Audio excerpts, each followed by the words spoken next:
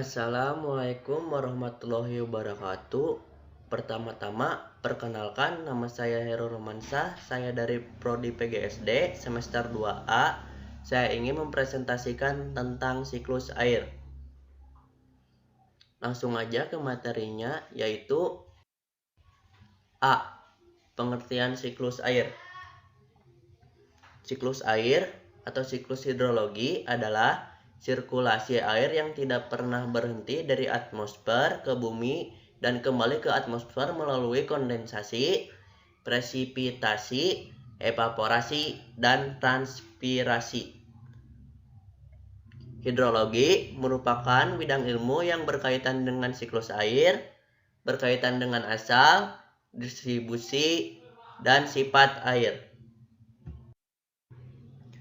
B. Proses terjadinya siklus air. Air di laut, sungai, dan danau menguap akibat panas dari sinar matahari. Proses penguapan ini disebut evaporasi. Tumbuhan juga mengeluarkan uap air ke udara. Uap air dari permukaan bumi naik dan berkumpul di udara. Lama-kelamaan, udara tidak dapat lagi menampung uap air atau jenuh. Proses ini disebut presipitasi atau pengendapan. Ketika suhu udara turun, uap air akan berubah menjadi titik-titik air. Titik-titik air ini membentuk awan. Proses ini disebut kondensasi atau pengembunan. Titik-titik air di awan selanjutnya akan turun menjadi hujan. Air hujan akan turun di darat maupun di laut. Air hujan itu akan jatuh ke tanah atau perairan. Air hujan yang jatuh di tanah akan meresap menjadi air tanah. Selanjutnya, air tanah akan keluar melalui sumur. C. Macam-macam siklus air. 1. Siklus air pendek. Siklus ini merupakan yang paling pendek. Jadi dalam siklus ini, air di laut mengalami evaporasi atau penguapan. Evaporasi di sini adalah proses menguapnya air dari laut, danau, sungai, atau permukaan air lain yang ada di bumi. Kunci utama dari evaporasi ini adalah panas matahari. Kemudian, uap air tadi mengalami kondensasi dan berubah menjadi awan. Kondensasi adalah berubahnya wujud uap air menjadi titik-titik air, hingga akhirnya berbentuk menjadi awan.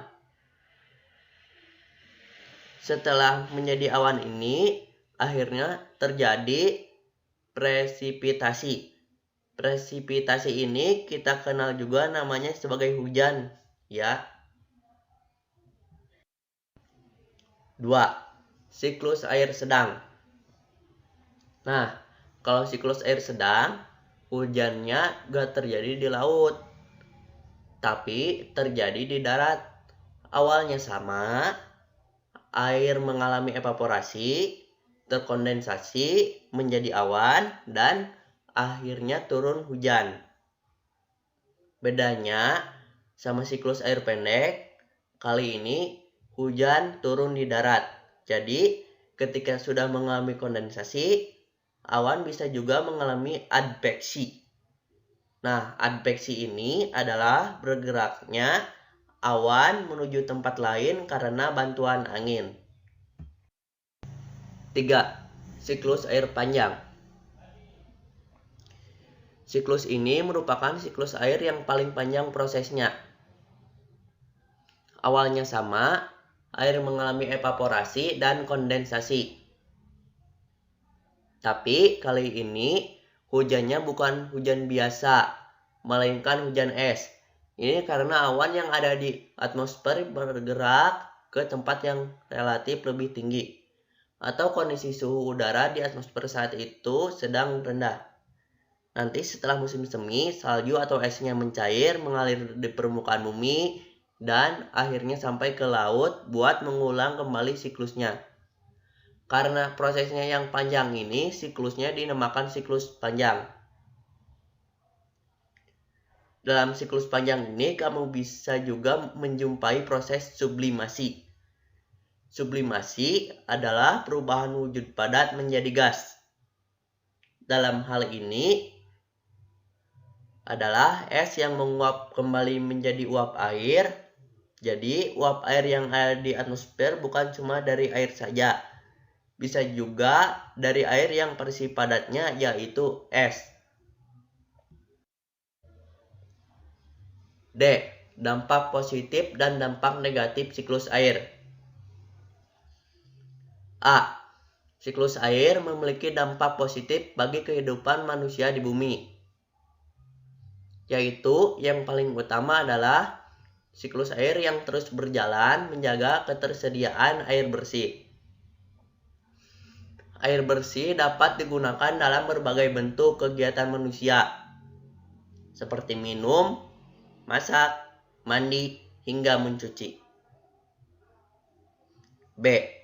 Dampak negatif bagi kehidupan apabila siklus hidrologi terganggu adalah banyaknya hujan dan banjir, pemanasan global yang menaikkan suhu dan meningkatkan penguapan di beberapa daerah, terutama di daerah pesisir dan daerah sekitar perairan.